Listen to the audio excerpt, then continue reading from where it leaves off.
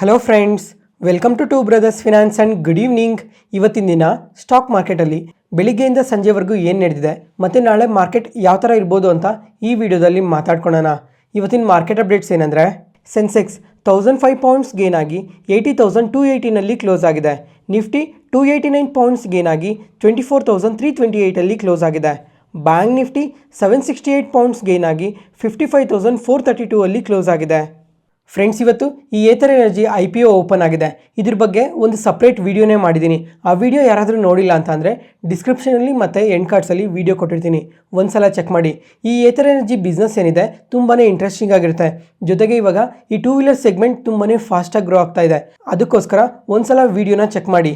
Friends, ಇವತ್ತು market ನೋಡಿದ್ರಾ ತುಂಬಾ ಪಾಸಿಟಿವ್ ಆಗಿ ರಿಯಾಕ್ಟ್ ಆಗಿದೆ. ನಿಫ್ಟಿ, ಸೆನ್ಸೆಕ್ಸ್, ಬ್ಯಾಂಕ್ ನಿಫ್ಟಿ ಎಲ್ಲ ಇಂಡಿಸಿಸು ಇವತ್ತು ಎಬೋವ್ 1% ಪಾಸಿಟಿವ್ ಆಗಿ ರಿಯಾಕ್ಟ್ ಆಗಿದೆ. ಅದ್ರ ಜೊತೆಗೆ ಇವತ್ತು ಮಿಡ್ ಕ್ಯಾಪ್ಸ್ ನೋಡಿಕೊಂಡ್ರೂ ಎಬೋವ್ 1.5% ಪಾಸಿಟಿವ್ ಆಗಿ ರಿಯಾಕ್ಟ್ ಆಗಿದೆ. ಮತ್ತು ಸ್ಮಾಲ್ ಕ್ಯಾಪ್ಸ್ ಆದರೆ ಸ್ವಲ್ಪ ಪಾಸಿಟಿವ್ ಆಗಿ ರಿಯಾಕ್ಟ್ ಆಗಿದೆ ಅಷ್ಟೇ. ಅದಾದಮೇಲೆ ಇವತ್ತು ನಮ್ಮ ಮಾರ್ಕೆಟ್ ಇಷ್ಟು ಪಾಸಿಟಿವ್ ಆಗಿ ರಿಯಾಕ್ಟ್ ಆಗೋದಕ್ಕೆ ಒಂದೇ ಒಂದು ಕಂಪನಿ ತುಂಬಾ ಸಪೋರ್ಟ್ ಮಾಡಿದೆ. ಯಾವುದು ಅಂದರೆ ರಿಲಯನ್ಸ್ ಇಂಡಸ್ಟ್ರೀಸ್. ಇವತ್ತು ನಿಫ್ಟಿ 289 ಪಾಯಿಂಟ್ಸ್ ಪಾಸಿಟಿವ್ ಆಗಿ ರಿಯಾಕ್ಟ್ ಆಗಿರೋದ್ರಲ್ಲಿ ರಿಲಯನ್ಸ್ ಇಂಡಸ್ಟ್ರೀಸೇ 104 ಪಾಯಿಂಟ್ಸ್ ಕಾಂಟ್ರಿಬ್ಯೂಟ್ ಮಾಡಿದೆ. ಮತ್ತು ಇವತ್ತು ಇಂಟರ್ಡೇ ಸೆಷನಲ್ಲಿ ನೋಡಿಕೊಂಡ್ರೆ ನಿಯರ್ಲಿ 6%ವರೆಗೂ ಪಾಸಿಟಿವ್ ಆಗಿ ರಿಯಾಕ್ಟ್ ಆಗಿದೆ. ಯಾಕಂತ ಅಂದರೆ ಇವರು ಫ್ರೈಡೇ ನಮ್ಮ ಮಾರ್ಕೆಟ್ ಕ್ಲೋಸ್ ಆದಮೇಲೆ Q4 ರಿಸಲ್ಟ್ಸ್ನ ಪೋಸ್ಟ್ ಮಾಡಿದ್ದಾರೆ. ಇವ್ರ ರಿಸಲ್ಟ್ಸ್ ಅಂತೂ ತುಂಬಾ ಪಾಸಿಟಿವ್ ಆಗಿ ಪೋಸ್ಟ್ ಮಾಡಿದ್ದಾರೆ. ಅಂದರೆ ಅನಲಿಸ್ಟ್ ಎಸ್ಟಿಮೇಷನ್ಸ್ಗಿನ್ನ ಬೆಟರ್ ರಿಸಲ್ಟ್ಸ್ನ ಪೋಸ್ಟ್ ಮಾಡಿರೋದಕ್ಕೆ ಇವತ್ತು ಪಾಸಿಟಿವ್ ಆಗಿ ರಿಯಾಕ್ಟ್ ಆಗಿದೆ. ಅದಾದಮೇಲೆ ಇವತ್ತು ಡಿಫೆನ್ಸ್ ಕಂಪನೀಸ್ ನೋಡಿದ್ರೆ ಇವು ಕೂಡ ತುಂಬಾ ಪಾಸಿಟಿವ್ ಆಗಿ ರಿಯಾಕ್ಟ್ ಆಗಿದ್ದಾವೆ. ಅದಕ್ಕೋಸ್ಕರನೇ ಇವತ್ತು ಮಿಡ್ ಕ್ಯಾಪ್ ನೋಡಿಕೊಂಡ್ರೆ ಎಬೋವ್ 1.5% ಪಾಸಿಟಿವ್ ಆಗಿ ರಿಯಾಕ್ಟ್ ಆಗಿರೋದು ಈ ಡಿಫೆನ್ಸ್ ಕಂಪನಿ ಸಪೋರ್ಟ್ ಮಾಡಿರೋದ್ರಿಂದನೇ. ಮತ್ತು ಫ್ರೈಡೇ ನೋಡಿಕೊಂಡ್ರೆ ನಮ್ಮ ಮಾರ್ಕೆಟ್ ಕರೆಕ್ಟ್ ಆಯಿತು. ಯಾಕಂತ ಅಂದರೆ ಇಂಡಿಯಾ ಮತ್ತು ಪಾಕಿಸ್ತಾನ ಮಧ್ಯ ವಾರ್ ಸಿನಾರಿಯೋಸ್ ಡೆವಲಪ್ ಆಗ್ತಾ ಇರೋದಕ್ಕೆ ಮಾರ್ಕೆಟಲ್ಲಿ ಸ್ವಲ್ಪ ಸೆಲ್ ಆಫ್ ನಡೀತು. ಯಾಕಂತ ಅಂದರೆ ಈ ವೀಕೆಂಡ್ಸಲ್ಲಿ ಸ್ವಲ್ಪ ಏನಾದರೂ ಅನ್ಸರ್ಟನಿಟೀಸ್ ನಡೆದರೆ ಮತ್ತೆ ಮಾರ್ಕೆಟ್ ಕರೆಕ್ಟ್ ಆಗೋ ಚಾನ್ಸಸ್ ತುಂಬಾ ಜಾಸ್ತಿ ಇದೆ ಅಂತ ಇನ್ವೆಸ್ಟರ್ಸ್ ಎಲ್ಲ ಶುಕ್ರವಾರ ಮಾರ್ಕೆಟಲ್ಲಿ ಸ್ವಲ್ಪ ಪ್ರಾಫಿಟ್ ಬುಕ್ಕಿಂಗ್ ಮಾಡಿದ್ರು. ಅದರಿಂದ ಅವತ್ತು ಮಾರ್ಕೆಟ್ ಫಾಲ್ ಆಯಿತು. ಅದಾದಮೇಲೆ ಈ ವೀಕೆಂಡ್ಸಲ್ಲಿ ಮೇಜರ್ ಆಗಿ ಈ ವಾರ್ ಸಿನಾರಿಯೋಸ್ ರಿಲೇಟೆಡ್ ಆಗಿ ಯಾವುದೇ ಥರ ಅಪ್ಡೇಟ್ ಬಂದಿಲ್ಲ. ಅದ್ರ ಜೊತೆಗೆ ಇವಾಗ ತುಂಬ ಕಂಟ್ರೀಸ್ ಇಂಡಿಯಾನೇ ಸಪೋರ್ಟ್ ಮಾಡ್ತಾ ಇದೆ. ಮತ್ತು ಪಾಕಿಸ್ತಾನಲ್ಲೂ ಅಷ್ಟೇ ಮೇಜರಾಗಿ ಯಾವುದೇ ಥರ ಡೆವಲಪ್ಮೆಂಟ್ ಇಲ್ಲ. ಫ್ರೆಂಡ್ಸ್, ಇವಾಗ ಶುಕ್ರವಾರ ಮಾರ್ಕೆಟ್ ನ್ಯೂಸಲ್ಲೇ ಮಾತಾಡ್ಕೊಂಡಿದ್ವಿ. ಈ ವೀಕೆಂಡ್ಸಲ್ಲಿ ಏನಾದರೂ ಸ್ವಲ್ಪ ಅನ್ಸರ್ಟನಿಟೀಸ್ ನಡೆದರೆ ಮಾರ್ಕೆಟ್ ಕರೆಕ್ಟ್ ಆಗೋ ಚಾನ್ಸಸ್ ತುಂಬಾ ಜಾಸ್ತಿ ಇದೆ ಅಂತ. ಮೇಜರಾಗಿ ಏನೂ ಅಪ್ಡೇಟ್ ಆಗಿಲ್ಲ.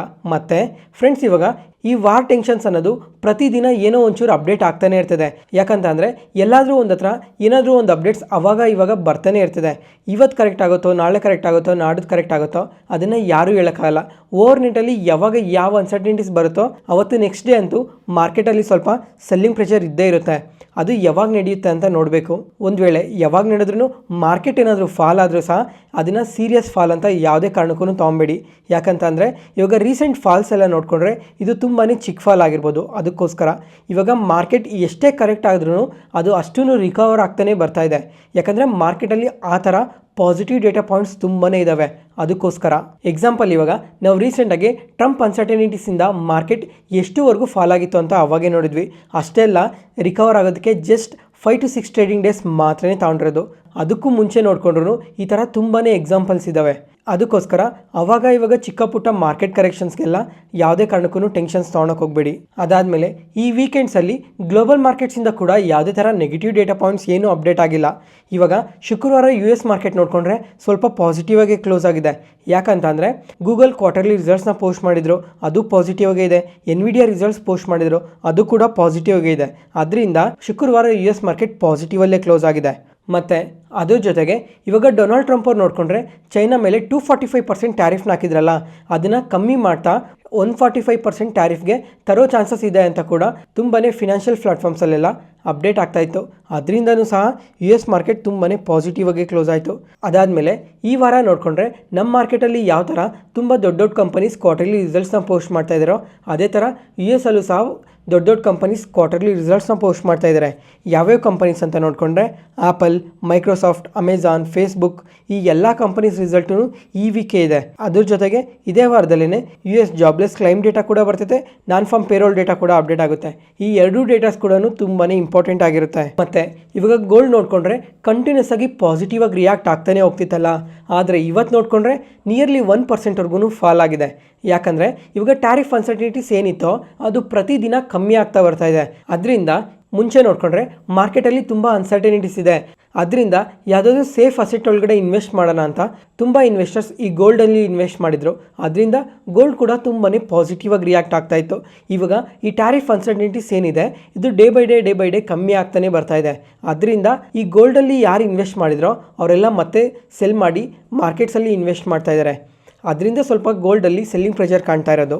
ಮತ್ತು ಫ್ರೆಂಡ್ಸ್, ಇವಾಗ ನಮ್ಮ ಮಾರ್ಕೆಟ್ ಬಗ್ಗೆ ಮಾತಾಡಿಕೊಂಡ್ರೆ ನಮ್ಮ ಮಾರ್ಕೆಟಲ್ಲಿ ಯಾವುದೇ ಥರ ನೆಗೆಟಿವ್ ಡೇಟಾ ಪಾಯಿಂಟ್ಸ್ ಏನೂ ಇಲ್ಲ. ಇವಾಗ ಯಾವುದಾದ್ರೂ ಸ್ವಲ್ಪ ದೊಡ್ಡ ಕಂಪನೀಸ್ ವೀಕ್ ಕ್ವಾರ್ಟರ್ಲಿ ರಿಸಲ್ಟ್ಸ್ನ ಪೋಸ್ಟ್ ಮಾಡಿದ್ರೆ ಅವತ್ತು ಆ ಕಂಪನೀಸ್ ಮಾತ್ರ ಸ್ವಲ್ಪ ನೆಗೆಟಿವ್ ಆಗಿ ರಿಯಾಕ್ಟ್ ಆಗುತ್ತೆ. ಬಿಟ್ಟರೆ ಮೇಜರ್ ಆಗಿ ಯಾವುದೇ ಥರ ನೆಗೆಟಿವ್ ಡೇಟಾ ಪಾಯಿಂಟ್ಸ್ ಏನೂ ಇಲ್ಲ. ಇಂಡಿಯಾ ಮತ್ತು ಪಾಕಿಸ್ತಾನ ಮಧ್ಯ ಈ ವಾರ್ ಟೆನ್ಷನ್ಸ್ ಏನಿದೆ ಇದೊಂದು ಸ್ವಲ್ಪ ಟೆನ್ಷನ್ಸ್ ಇದೆ. ಈ ಟೆನ್ಷನ್ಸ್ ಏನಿದ್ರೂ ಜಸ್ಟ್ 1 or 2 days ಮಾತ್ರನೇ. ಅದರಲ್ಲೂ ಏನಾದರೂ ಓವರ್ ನೈಟಲ್ಲಿ ಏನಾದರೂ ಅನ್ಸರ್ಟನಿಟೀಸ್ ನಡೆದ್ರೆ ನಮಗಿನ್ನ ಅದು ಪಾಕಿಸ್ತಾನ್ಗೆ ತುಂಬ ಎಫೆಕ್ಟ್ ಆಗೋ ಚಾನ್ಸಸ್ ಜಾಸ್ತಿನೇ ಇದೆ. ಜೊತೆಗೆ ಇವಾಗ ನಮ್ಮ ಕಂಟ್ರಿಗೆ ತುಂಬ ಕಂಟ್ರೀಸ್ ಸಪೋರ್ಟ್ ಮಾಡ್ತಾ ಇದ್ದಾರೆ. ಅದೇ ಥರ ಪಾಕಿಸ್ತಾನ್ಗೆ ನೋಡಿಕೊಂಡ್ರೆ ಯಾವ ಕಂಟ್ರೀಸನ್ನು ಸಪೋರ್ಟ್ ಮಾಡ್ತಿಲ್ಲ. ಇವಾಗ ಪ್ರೀವಿಯಸ್ ಆಗಿ ನೋಡಿಕೊಂಡ್ರೆ ಚೈನಾದವರೆಲ್ಲ ಸಪೋರ್ಟ್ ಮಾಡ್ತಾಯಿದ್ರು. ಇವಾಗ ಪ್ರೆಸೆಂಟ್ ಚೈನಾ ಸಿಚುವೇಶನ್ ನೋಡಿಕೊಂಡ್ರೆ ಯಾವುದೇ ಕಾರಣಕ್ಕೂ ಸಪೋರ್ಟ್ ಮಾಡೋ ಚಾನ್ಸಸ್ ಏನೂ ಇಲ್ಲ. ಇವಾಗ ಚೈನಾದವ್ರು ನೋಡಿಕೊಂಡ್ರೆ ಟ್ಯಾರಿಫ್ ಟೆನ್ಷನ್ಸಲ್ಲೇ ಇದ್ದಾರೆ. ಜೊತೆಗೆ ಇವಾಗ ಇಂಡಿಯಾ ಜೊತೆ ನೋಡಿಕೊಂಡ್ರೆ ತುಂಬಾ ಗುಡ್ ರಿಲೇಷನ್ನ ಕೂಡ ಮೇಂಟೈನ್ ಮಾಡ್ತಾ ಇದ್ದಾರೆ. ಇವಾಗ ರೀಸೆಂಟಾಗಿ ಏನೇನು ಮೀಟಿಂಗ್ಸ್ ಎಲ್ಲ ನಡೆದಿದ್ದಾವೆ ಇಂಡಿಯಾ ಜೊತೆ ಅದರಲ್ಲೆಲ್ಲ ಇಂಡಿಯಾ ಮತ್ತು ಚೈನಾ ಮಧ್ಯೆ ತುಂಬಾ ರಿಲೇಷನ್ ಡೆವಲಪ್ ಆಗ್ತಾ ಇದೆ. ಅದರಿಂದ ಇವಾಗ ಪ್ರೆಸೆಂಟ್ ಸಿಚುವೇಷನಲ್ಲಿ ನೋಡಿಕೊಂಡ್ರೆ ಚೈನಾದವರು ಯಾವುದೇ ಕಾರಣಕ್ಕೂ ಪಾಕಿಸ್ತಾನ್ಗೆ ಸಪೋರ್ಟ್ ಮಾಡೋ ಚಾನ್ಸಸ್ ಇಲ್ಲ ಅಂತಲೇ ಕಾಣ್ತಾ ಇದೆ. ನೋಡೋಣ ಕಮ್ಮಿಂಗ್ ಟೈಮಲ್ಲೂ ಅಷ್ಟೇ ಇದ್ರ ಬಗ್ಗೆ ಇನ್ನೂ ಏನು ಅಪ್ಡೇಟ್ಸ್ ಬರುತ್ತೆ ಅಂತ. ಒಂದು ವೇಳೆ ಕಮ್ಮಿಂಗ್ ಟೈಮಲ್ಲಿ ಏನಾದರೂ ಪಾಕಿಸ್ತಾನ ಜೊತೆಗೆ ಬೇರೆ ಇನ್ನೂ ಯಾವುದಾದ್ರೂ ಮೇಜರ್ ಕಂಟ್ರಿ ಸಪೋರ್ಟ್ ಮಾಡಿ ಏನಾದರೂ ವಾರ್ ಸಿನಾರಿಯೋಸ್ ಡೆವಲಪ್ ಆದರೆ ಆವಾಗ ನಮ್ಮ ಮಾರ್ಕೆಟ್ ಕರೆಕ್ಟ್ ಆಗೋ ಚಾನ್ಸಸ್ ಸ್ವಲ್ಪ ಇದೆ. ಆದ್ರೂ ಸಹ ಎಷ್ಟೇ ಕಂಟ್ರೀಸ್ ಅವ್ರ ಕಡೆ ಸಪೋರ್ಟ್ ಮಾಡಿದ್ರು ಇಂಡಿಯಾ ಮಾತ್ರ ತುಂಬಾ ಸ್ಟ್ರಾಂಗ್ ಆಗಿದೆ. ಜೊತೆಗೆ ಇವಾಗ ತುಂಬ ಕಂಟ್ರೀಸ್ ಇಂಡಿಯಾನೇ ಸಪೋರ್ಟ್ ಮಾಡ್ತಾ ಇದೆ. ಅದಕ್ಕೋಸ್ಕರ ನೋಡೋಣ ಕಮ್ಮಿಂಗ್ ಟೈಮಲ್ಲೂ ಸಹ ಇದ್ರ ಬಗ್ಗೆ ಎಲ್ಲ ಇನ್ನೂ ಏನು ಅಪ್ಡೇಟ್ಸ್ ಬರುತ್ತೆ ಅಂತ. ಅದಾದಮೇಲೆ ಫೈನಲಿ ಮೇಜರ್ ಪಾಸಿಟಿವ್ ಪಾಯಿಂಟ್ ಏನು ಅಂತಂದರೆ FIIs ಅಂತೂ ಕಂಟಿನ್ಯೂಸ್ ಆಗಿ ನಮ್ಮ ಮಾರ್ಕೆಟಲ್ಲಿ ಇನ್ವೆಸ್ಟ್ ಮಾಡ್ತಾನೆ ಬರ್ತಾ ಇದ್ದಾರೆ. ಇವಾಗ ಲಾಸ್ಟ್ 11 ಡೇಸಿಂದನೂ ಮಾರ್ಕೆಟಲ್ಲಿ ಇನ್ವೆಸ್ಟ್ ಮಾಡ್ತಾನೆ ಬರ್ತಾ ಇದ್ದಾರೆ. ಇವತ್ತು ನೋಡಿಕೊಂಡ್ರು ಬೈ ಸೈಡಲ್ಲೇ ಇದ್ದಾರೆ. ಇವತ್ತಾದರೆ 2500 crores ಬೈ ಮಾಡಿದ್ದಾರೆ. DIS ಅಷ್ಟೇ ಅದೇ ಥರನೇ 2800 crores ಬೈ ಮಾಡಿದ್ದಾರೆ. ನೋಡೋಣ ನಮ್ಮ ಮಾರ್ಕೆಟಲ್ಲಿ ಎಷ್ಟು ಸೆಲ್ ಮಾಡ್ತಾ ಹೋದ್ರೋ ಇವಾಗ ಅಷ್ಟೇ ಬೈ ಮಾಡ್ತಾ ಬಂದರೆ ಮಾರ್ಕೆಟ್ ಇನ್ನೂ ಪಾಸಿಟಿವ್ ಇರೋ ಚಾನ್ಸಸ್ ತುಂಬಾ ಜಾಸ್ತಿ ಇದೆ. ಈ ಥರ ಕಾಂಪ್ಲಿಕೇಟೆಡ್ ಇನ್ಫಾರ್ಮೇಷನ್ ಎಲ್ಲ ಸಿಂಪ್ಲಿಫೈ ಮಾಡಿ ನಿಮ್ಮ ಮುಂದೆ ತರ್ತಾ ಇದ್ದೀವಲ್ಲ. ಯಾವುದೇ ಪಾಯಿಂಟಲ್ಲಿ ನಾನು ಹೇಳೋ ಇನ್ಫಾರ್ಮೇಷನ್ ನಿಮಗೆ ಯೂಸ್ಫುಲ್ ಅನಿಸಿದ್ರೆ ಈ ವಿಡಿಯೋನ ಲೈಕ್ ಮಾಡಿ. ಮತ್ತು ನಿಮ್ಮ ಫ್ರೆಂಡ್ಸಲ್ಲಿ ಯಾರಿಗಾದ್ರೂ ಸ್ಟಾಕ್ ಮಾರ್ಕೆಟ್ ಬಗ್ಗೆ ಇಂಟ್ರೆಸ್ಟ್ ಇರೋಗೆ ಈ ವಿಡಿಯೋಸ್ನ ಶೇರ್ ಮಾಡಿ. ಅವ್ರಿಗೂ ತುಂಬ ಉಪಯೋಗ ಆಗುತ್ತೆ. Next market key updates. First ಇವಾಗ ರಿಲಯನ್ಸ್ ಇಂಡಸ್ಟ್ರೀಸ್ ಬಗ್ಗೆ ಮಾತಾಡ್ಕೊಳ್ಳೋಣ. ಈ ಕಂಪನಿ ನೋಡಿದ್ರೆ ಇವತ್ತು ಇಂಟರ್ಡೇ ಸೆಷನಲ್ಲಿ ನಿಯರ್ಲಿ 6% ಪಾಸಿಟಿವ್ ಆಗಿ ರಿಯಾಕ್ಟ್ ಆಗಿದೆ. ಯಾಕಂತಂದರೆ ಶುಕ್ರವಾರ ನಮ್ಮ ಮಾರ್ಕೆಟ್ ಕ್ಲೋಸ್ ಆದಮೇಲೆ ಇವರು Q4 ರಿಸಲ್ಟ್ಸ್ನ ಪೋಸ್ಟ್ ಮಾಡಿದ್ದಾರೆ. ಇವ್ರ ರಿಸಲ್ಟ್ಸ್ ನೋಡಿಕೊಂಡ್ರೆ ತುಂಬಾ ಎಕ್ಸ್ಟ್ರಾರ್ಡಿನರಿಯಾಗಿ ಪೋಸ್ಟ್ ಮಾಡಿದ್ದಾರೆ. ಅದರಿಂದನೇ ಇವತ್ತು ಸ್ಟ್ರಾಂಗ್ ವಾಲ್ಯೂಮ್ ಬೈಯಿಂಗಿಂದ ಈ ಕಂಪನಿ ಇಷ್ಟು ಪಾಸಿಟಿವ್ ಆಗಿ ರಿಯಾಕ್ಟ್ ಆಗಿರೋದು. ಫಸ್ಟ್ ಇವಾಗ ಇವ್ರ ರಿಸಲ್ಟ್ಸ್ ಬಗ್ಗೆ ಮಾತಾಡ್ಕೊಳ್ಳೋಣ. ಇಯರ್ ಆನ್ ಇಯರಲ್ಲಿ ರೆವಿನ್ಯೂಸ್ ಆದರೆ 11% ಇನ್ಕ್ರೀಸ್ ಆಗಿದೆ. ಪ್ರಾಫಿಟ್ಸ್ ಆದರೆ 2% ಇನ್ಕ್ರೀಸ್ ಆಗಿದೆ. ಮತ್ತು ಕ್ವಾರ್ಟರಲ್ಲಿ ನೋಡಿಕೊಂಡ್ರೂ ತುಂಬಾ ಪಾಸಿಟಿವ್ ರಿಸಲ್ಟ್ಸ್ನ ಪೋಸ್ಟ್ ಮಾಡಿದ್ದಾರೆ. ಅದಾದಮೇಲೆ ಕ್ವಾರ್ಟರಲ್ಲಿ ಮಾರ್ಜಿನ್ಸ್ ನೋಡಿಕೊಂಡ್ರೆ ಡ್ರಾಪ್ ಆಗಿದೆ. ಇದಕ್ಕೆ ರೀಸನ್ಸ್ ಏನು ಅಂತ ಕೂಡ ಎಕ್ಸ್ಪ್ಲೇನ್ ಮಾಡ್ತೀನಿ. ನೆಕ್ಸ್ಟ್ ಇವಾಗ ಎಲ್ಲರಿಗೂ ಗೊತ್ತಿರೋ ಹಾಗೆ ರಿಲಯನ್ಸ್ ಇಂಡಸ್ಟ್ರಿ ಒಂದು ಕಾಂಗ್ಲೊಮರೇಟ್, ಅಂದರೆ ಒಂದು ಎಂಟಿಟಿ ಅಂಡರಲ್ಲಿ ತುಂಬಾ ಬಿಸ್ನೆಸ್ ಮಾಡ್ತಾರೆ.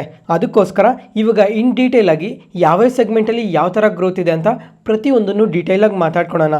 ಫಸ್ಟ್ ಇವಾಗ ಜಿಯೋ ಪ್ಲಾಟ್ಫಾರ್ಮ್ಸ್ ಬಗ್ಗೆ ಮಾತಾಡ್ಕೊಳ್ಳೋಣ. ಈ ಕ್ವಾರ್ಟರಲ್ಲಿ ನೋಡಿಕೊಂಡ್ರೆ ಕನ್ಸ್ಯೂಮರ್ ಬೇಸ್ ತುಂಬಾ ಇನ್ಕ್ರೀಸ್ ಆಗಿದೆ. ಈ ಸೆಗ್ಮೆಂಟಿಂದನೇ 17% ರೆವಿನ್ಯೂಸ್ ಬಂದಿದೆ. ಮತ್ತು ಆರ್ಪು ನೋಡಿಕೊಂಡ್ರೆ 206 rupeesಗೆ ಇನ್ಕ್ರೀಸ್ ಆಗಿದೆ. ಆರ್ಪು ಅಂದರೆ ಆವ್ರೇಜ್ ರೆವೆನ್ಯೂ ಪರ್ ಯೂಸರ್. ಮತ್ತು ಈ ಆರ್ಪು ನೋಡಿಕೊಂಡ್ರೆ ಅನಲಿಸ್ಟ್ ಎಸ್ಟಿಮೇಷನ್ಗಿನ್ನ ಬೆಟರಾಗಿ ಗ್ರೋ ಆಗಿದೆ. ಇವಾಗ ಅನಲಿಸ್ಟ್ ಎಸ್ಟಿಮೇಟ್ ಮಾಡಿದ್ದು 205 rupeesಗೆ ರೀಚ್ ಆಗಬೇಕು ಅಂತ. ಮತ್ತು ಲಾಸ್ಟ್ ಕ್ವಾರ್ಟರಲ್ಲಿ ನೋಡಿಕೊಂಡ್ರೆ 203 rupees ಇತ್ತು. ಅಲ್ಲಿಂದ 205 ಈ ಕ್ವಾರ್ಟರಲ್ಲಿ ಬರುತ್ತೆ ಅಂತ ಎಕ್ಸ್ಪೆಕ್ಟ್ ಮಾಡಿದರು.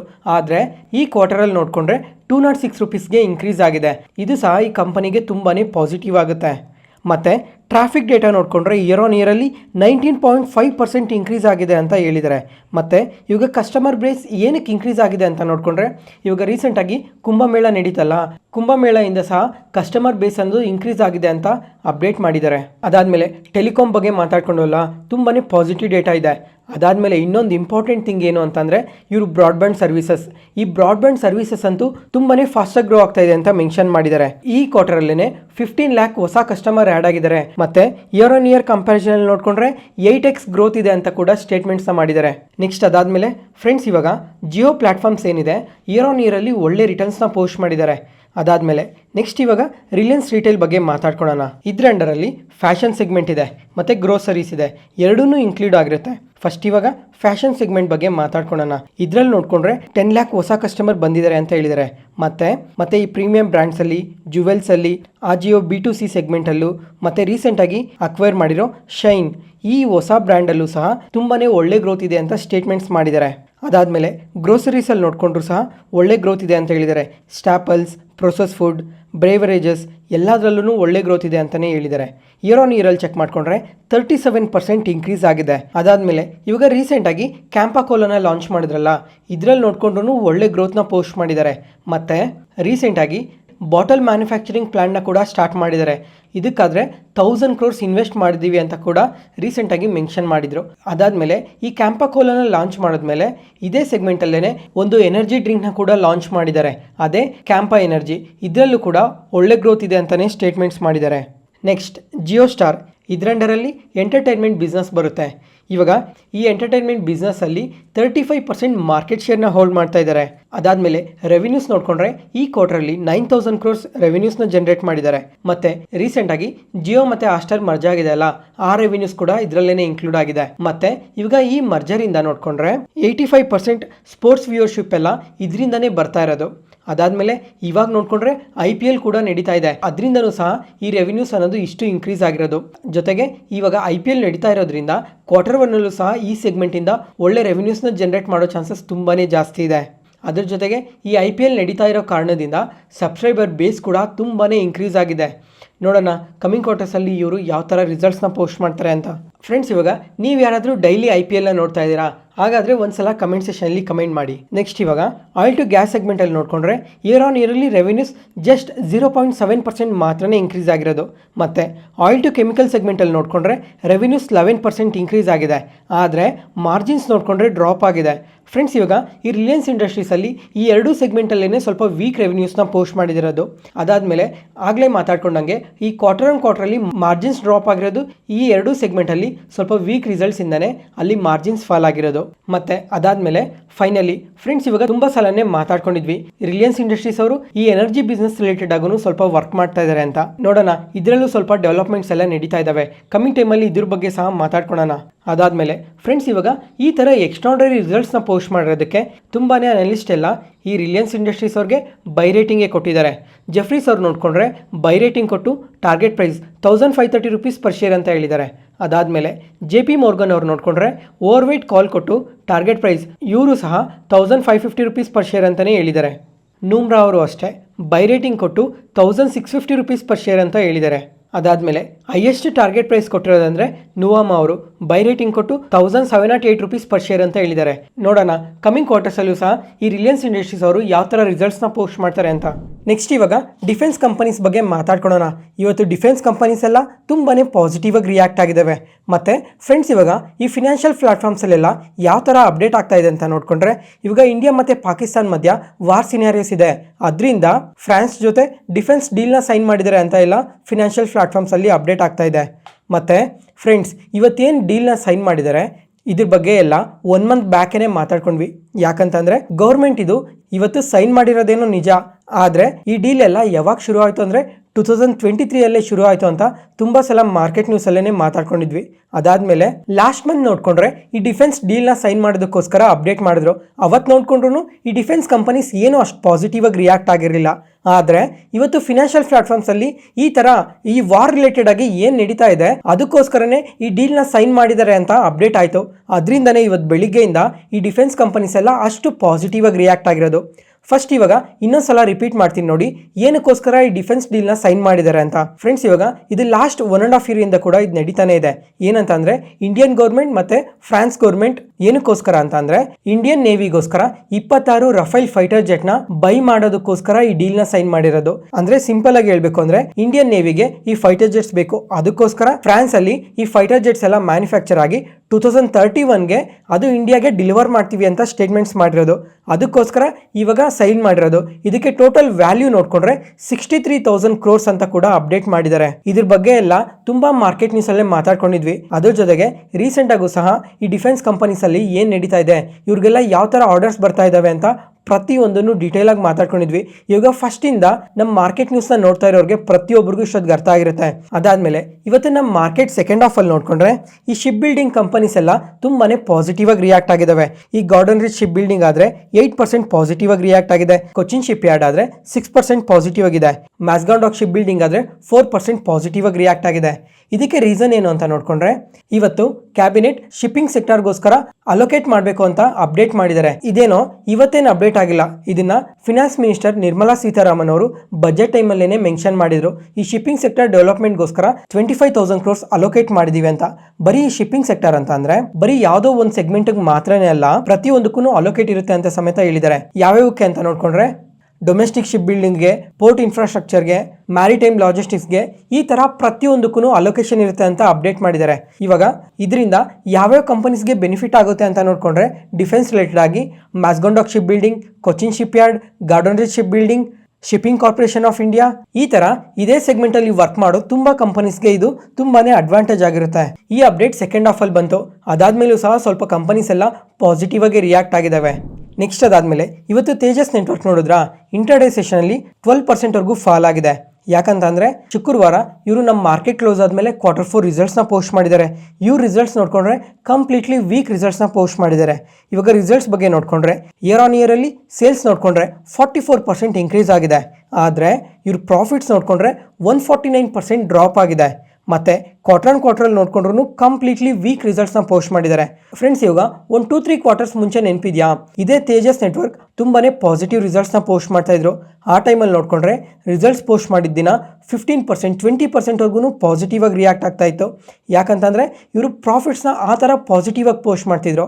ಆದರೆ ಲಾಸ್ಟ್ ಕ್ವಾರ್ಟರಲ್ಲಿ ನೋಡ್ಕೊಂಡ್ರು ಸ್ವಲ್ಪ ಎಕ್ಸ್ಪೆಕ್ಟೆಡ್ಗಿನ್ನ ಬಿಲೋ ರಿಸಲ್ಟ್ಸ್ನೇ ಪೋಸ್ಟ್ ಮಾಡಿದ್ರು. ಆದರೆ ಇವಾಗ ನೋಡ್ಕೊಂಡ್ರೆ ಕಂಪ್ಲೀಟ್ಲಿ ಲಾಸಸ್ನ ಪೋಸ್ಟ್ ಮಾಡಿದ್ದಾರೆ. ಅದರಿಂದನೇ ಇವತ್ತು ಈ ಥರ 12% ನೆಗೆಟಿವ್ ಆಗಿ ರಿಯಾಕ್ಟ್ ಆಗಿರೋದು. ಇವತ್ತಿಗೆ ಅಪ್ಡೇಟ್ಸ್ ಮುಗೀತು. ಈ ವಿಡಿಯೋ ಇಷ್ಟ ಆದರೆ ಲೈಕ್ ಮಾಡಿ, ಶೇರ್ ಮಾಡಿ, ಸಬ್ಸ್ಕ್ರೈಬ್ ಆಗಿ. ಮತ್ತೆ ನಾಳೆ ಹೊಸ ಸ್ಟಾಕ್ ಮಾರ್ಕೆಟ್ ನ್ಯೂಸ್ ಅನಾಲಿಸಿಸ್ ವಿಡಿಯೋಲಿ ಸಿಗೋಣ. ನಾನು ಹೇಳಿದ ಇನ್ಫಾರ್ಮೇಷನಲ್ಲಿ ಯಾವುದೇ ಥರ ಡೌಟ್ ಇದ್ದರೂ ಕಮೆಂಟ್ ಸೆಷನಲ್ಲಿ ಕಮೆಂಟ್ ಮಾಡಿ. ಪ್ರತಿಯೊಂದು ಕಮೆಂಟ್ಗೂ ರಿಪ್ಲೈ ಕೊಡ್ತೀನಿ. Thank you.